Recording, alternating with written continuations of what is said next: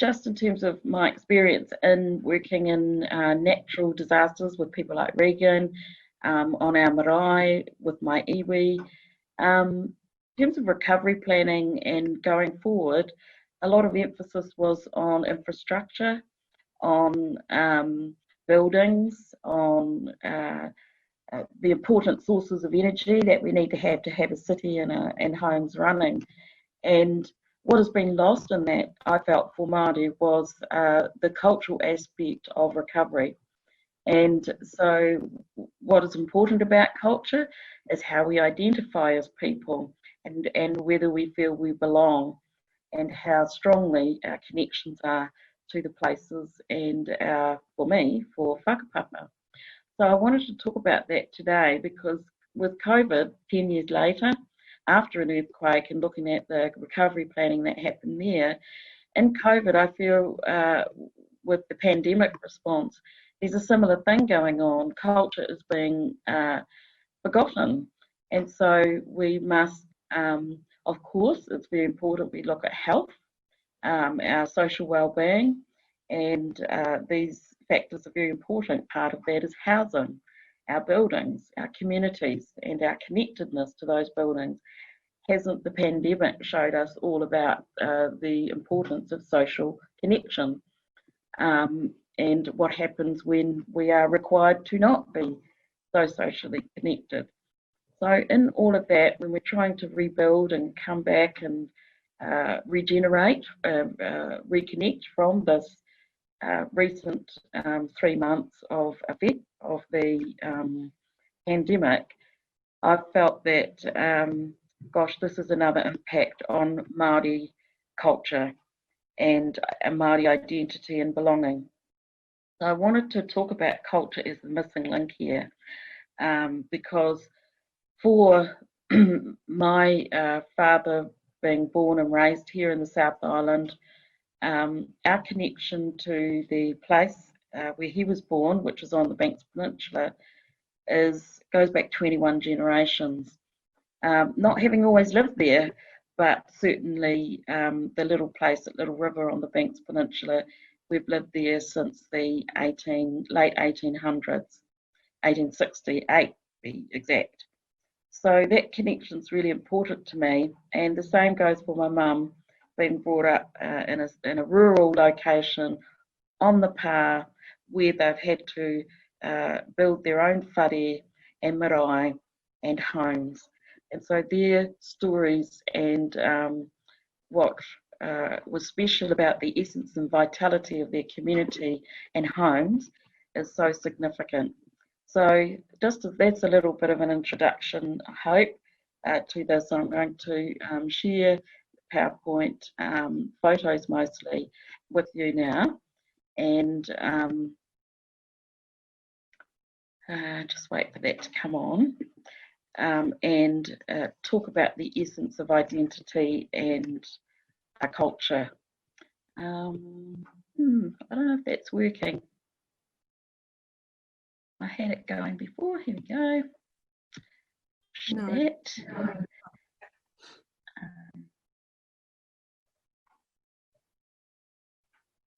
Is that working? Yep. Great. So, the essence of culture can begin with our whenua. And when we talk about mana whenua, this is a photo in North Otago, where my ancestors or tupuna fled to just before Te Rauparaha was coming south to take his revenge for some attacks on his chieftainship and his relations. So we lived in Pūrakonui for a good 50 years. Mana whenua, or the essence of the whenua and our relationship with place, is so important. We draw on the mountain in the background, Mapo or Mapo, and there's a beautiful estuary that is very significant to the people who lived in that time. The next essence and vitality that we're looking at is when they returned from North Otago. This is a photo of Diamond Harbour where I lived, or Littleton Harbour, and looking out towards the heads. And the next importance of our identity is the Moana, or the sea and the ocean. So Mana Moana represents to us all of the resources, the natural resources in the water, along the coastline, and the vitality of those is so essential to our identity and belonging. And Littleton Harbour, or the whole of the Banks Peninsula, has been stripped of its forestry now, but back then in the 1860s, it was noted by those who were coming in on the ships from England, from France, that the din in all of the harbours on the Banks Peninsula was so noisy. The forest was teeming full of birds. So the bird song and chatter was just absolutely vital and a wonderful source of kai, but also identity. Our next place that we draw on is our Atua, and this is a picture of it was drawn from my mother by an artist to depict Tamanui Te Rā, the sun, Papatuanuku, Mother Earth, and the moon, the marama, the little picture there.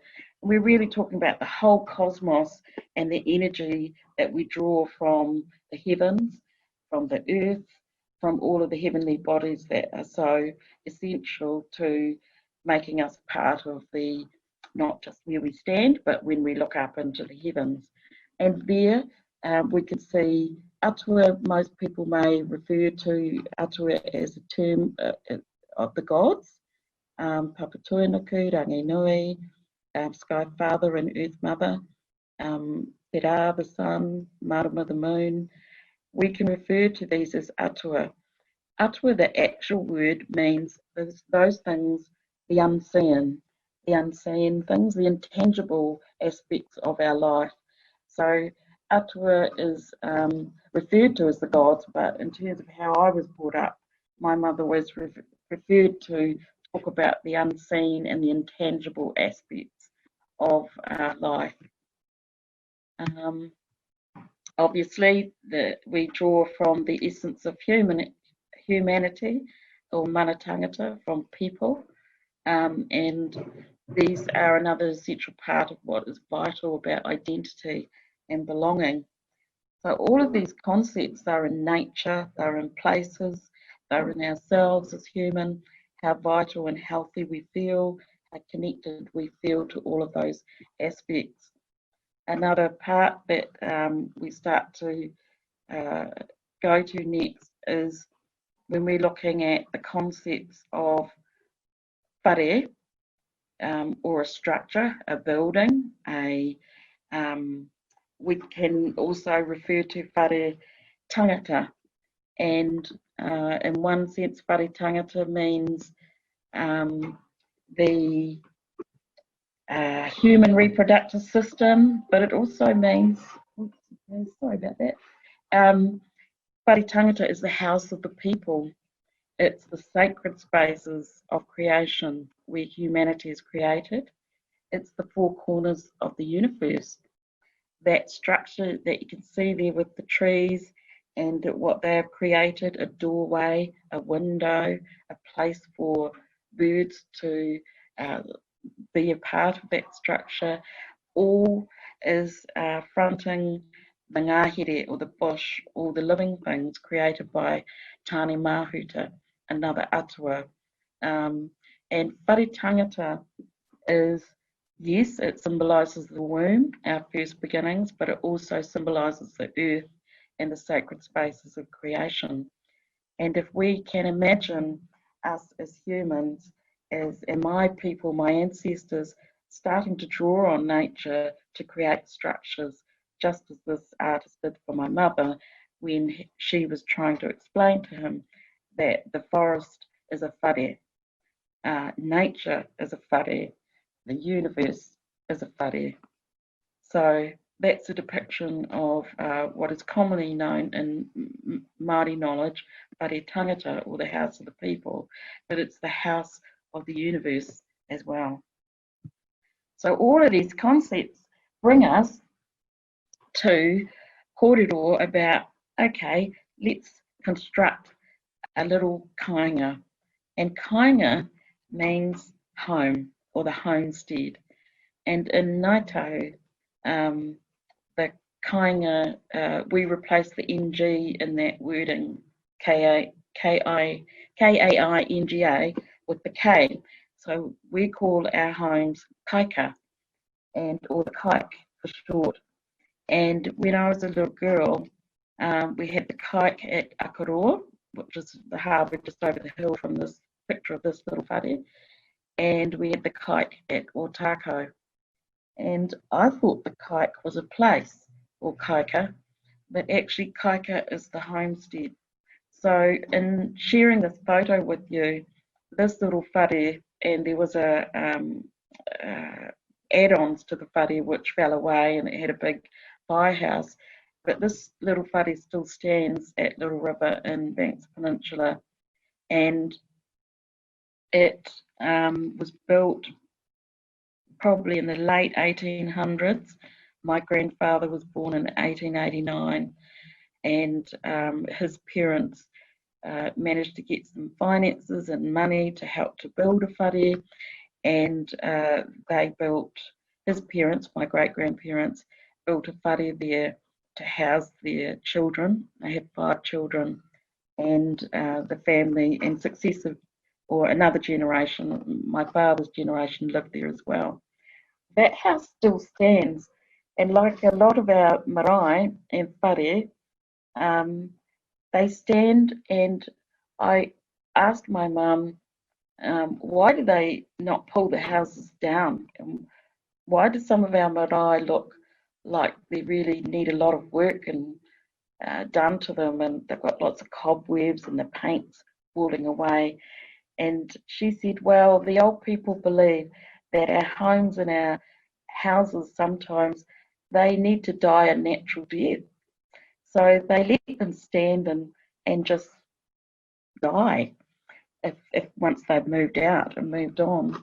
This house was condemned in 1937 after the Native Housing Commissioner went round. It was still in good nick. It was built out of tōtara wood, all of the wood milled off the Banks Peninsula, and a Native Housing Commissioner went to all of the Māori reserves around the country in the mid to late 1930s because they were concerned about poverty on the reserves, and maybe their houses needed improvements.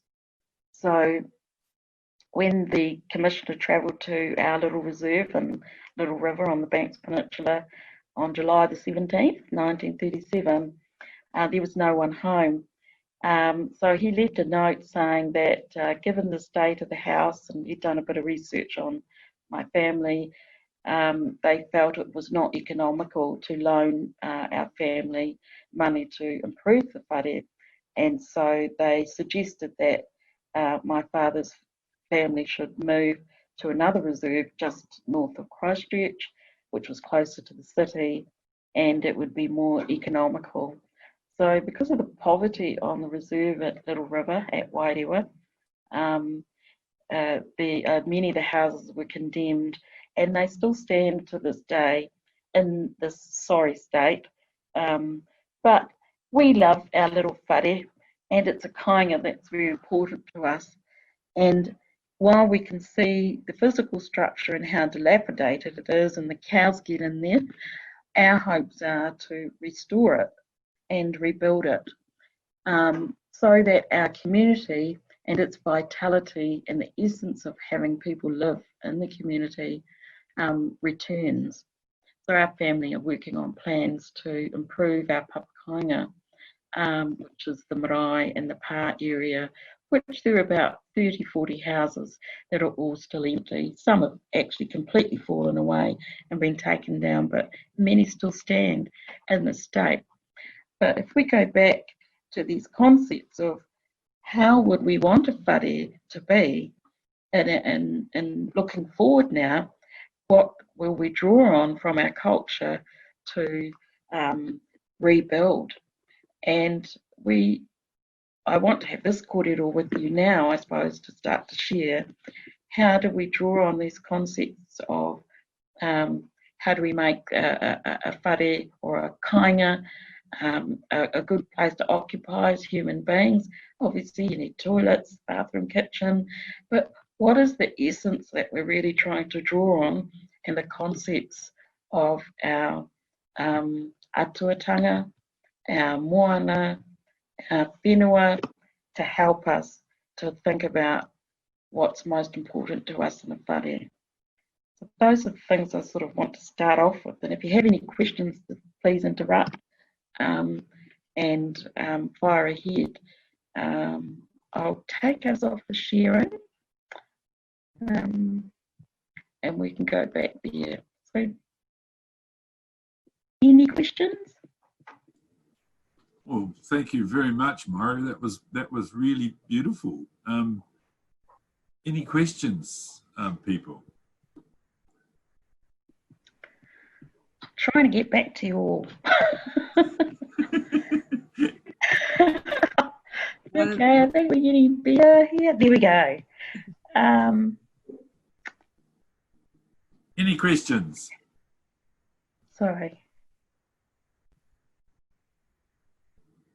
Yeah, okay, so what I wanted to talk about was in rebuilding and looking at a whare, what's really important to us is the entrance, obviously, and how welcoming that is, and that it's a wide entrance. And even our commercial buildings or places where we are working, the spaces there become really important. And we're looking at the moment at a oh yes, there's some questions there. A building to for a clinic for a healers, Māori traditional healers want a clinic.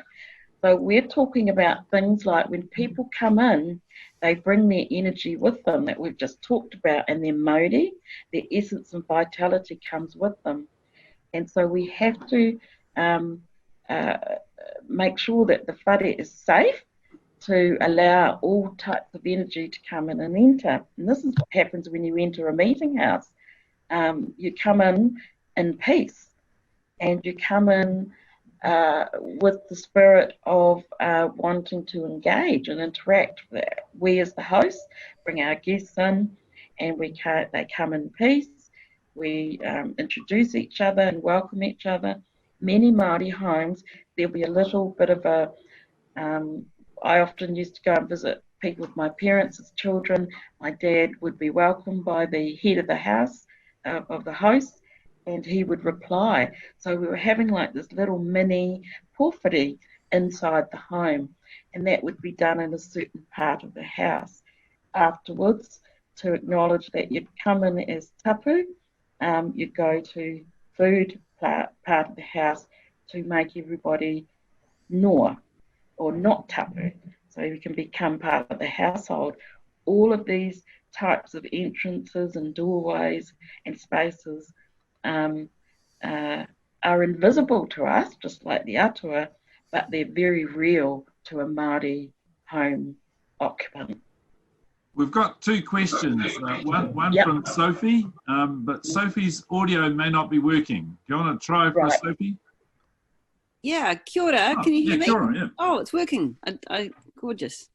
Kia ora, Māori. I just wanted to, it was really beautiful. My name's Sophie Jeremy. No, it says I'm the Vogelmorn Community Centre. Kia ora. Kia ora. My sister lived in Little River for a while, and she's gone back to Australia. And my brother has a vineyard up in Waitaki Valley. So you're yeah, I know who you are, and it's really nice. Really. I was born in Wanaka, so I'm really connected to where you are. It's beautiful. And I was interested in the generational gap. You described that your grandmother, I think, said that she thought the decay was the better thing for the building, and I missed the point at which you said you decided you wanted to perhaps restore it. Can you explain that a bit more? Yes, so in 1868, or with the Ngaitahu treaty negotiations, the whole Banks Peninsula was negotiated, and in return for that, Māori who lived on the peninsula were allotted to reserves, which was Little River, Akaroa, Littleton, and a little bay just around the harbour from Littleton. So 4 reserves were set aside of about 300 acres each. So in total, in return for the 50,000 hectares of the Banks Peninsula, Māori were moved or agreed to move on to these little reserves. That happened in 1868. And so you're moving off very traditional style living in small valleys and spread right across the peninsula onto reserve sites. So they would build paths, and with coming to a more modern lifestyle, you would be loaned money, so you could build some houses. And the little reserve in Little River had 150 or so people in the start, and each family was allotted about, we've got a 2.3 hectares of land of the total reserve. So there might have been 14 or 15 families. They each get their reserve, and you can build a little house there. So probably between 1868 and 1890, they would have been building the house. And then my grandfather was born in 1889. So he lived there. So we had 2 generations coming from Pūrākau Nui in North Otago. My great-grandfather would have been about 16, 17, and he moved back to Little River, where he had to show ancestral connection to the native land court, and he could, to Little River, and he was allotted those hectares through his mother's whakapapa. So he married into another family woman from Little River, and they had their 5 children. And those children married, 2 were girls, and others, the brothers, all married into families from Little River. And my grandfather stayed in the house with his wife and children, of which they had 9 children in that little house. And so hence they had to build add-ons. They did build add-ons, and they had an orchard on the property.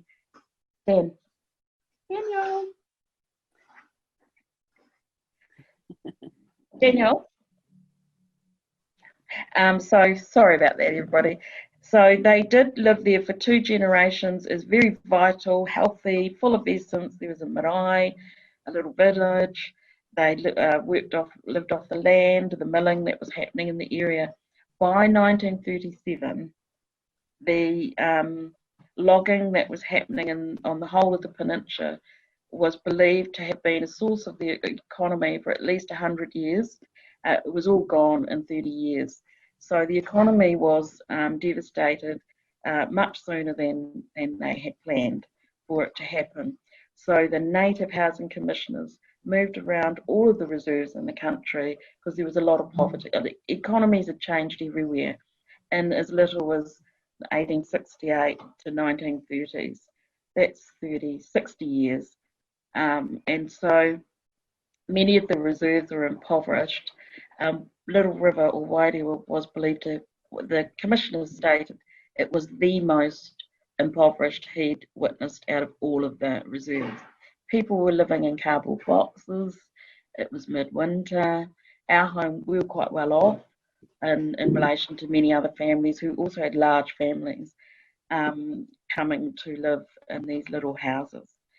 So those houses that weren't deemed to be fit or economical to improve were condemned, and our house was condemned. So that's my dad's father or my grandfather and stayed on in the house for 8 years. So the experiences of housing and issues like that going on for Māori have been, like the earthquakes are not new to us in terms of what happened with zoning down here at Christchurch, red zoning, not just uneconomic land but uninhabitable homes as well, is not new for Māori. So trying to rebuild back, we have to look at what is the essence and the vitality of our culture if we're to build new houses, new communities. And some of the options we get, they're pretty plain and not really our style. I mean, you can see that little house, it's not really a house. I mean, we'd all love a big palatial mansion, but when you walk into the house, the entrance is straight into a lounge. There's 2 little bedrooms off to the side, and the kitchen was the lean-to that they added on out the back. So it was pretty basic. So that's okay if that's how you start, but it's certainly, as our generations have gone on, and I'll be 3rd generation from that whare, we'd want to restore it just as it is for heritage purposes, but also we'd want to rebuild. And what would we want our house to be like? How are the spaces in the whare? How can we represent all of that symbolism we talked about with our Atua, our Whenua, the Moana, the closeness to the water? It's so important. And with ancestral houses like marae, meeting houses, they embody the ancestor that it's named after. So the houses have arms, they have eyes, they have a waha or a mouth, which is the entrance. They have a long drive coming up to it so that people coming on to the whare are welcomed appropriately, and we know when they're coming and how to welcome them. So we try to figure out how can we use these concepts to excite Māori minds and communities and families to feel like their home is part of a hub, and home is part of a pa. We call it a pa. A modern thing would be a hub, I suppose, or a cluster. So in many meetings that we've had as Ngāi families to think about home design and community design, little papakainga, urban papakainga, we're having these types of discussions. Consider the community as much as the house itself, and what is important to us. Does that answer it, Sophie? Absolutely. Nigel, you had a question. Well, perhaps that the time is late, so I'll talk later with you, Regan, about some ideas. Okay. Yeah. Well, yes, it is. We're sort of just over time, but thank you very much, Mauri, for that. That sort of presentation. We don't often get ones that really strike to the heart like yours just did.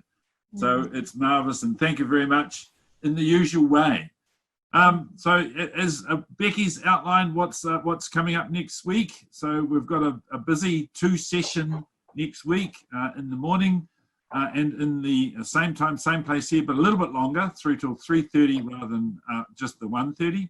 So that'll be a very good sort of seminar. Anything else you wanted to add, Becky? Oh, I think Sophie was just going to add something, but thank you very much, Maire, for that beautiful talk. Thank you. And Sophie, did you want to add something before we depart? Yeah, kia ora, just to say, I think continuing on from Maure's prompt, I mean, I'm trying to bring into a conversation people who are not just academics next week, but this idea of holding space once we've understood what community and culture, as you've said, Māori means. How can we learn, say, from Christchurch or what's going on in Ngāpui about holding space for ourselves going forward? So we're essentially, there are academics and non-academics, including Tamatha Paul, who's our younger city councillor, and she's from Ora and says, you know, how does she wants to speak about, as a young Māori woman, how she sees the city and how she sees a really involved, open, growing city work for young Māori. So she'll be our last speaker, but we start with Jade Kake, who's a very active writer and blogger. So we're going to be talking about, I think, some of the themes you've introduced today, Mauri, and I really hope that many people can join us. Yeah. I'd love to. Thank you. Thank you. Thanks, Sophie. And again, thanks, Mauri. And thanks, everyone. We'll see you same time, same place next week for the Atrium presentations.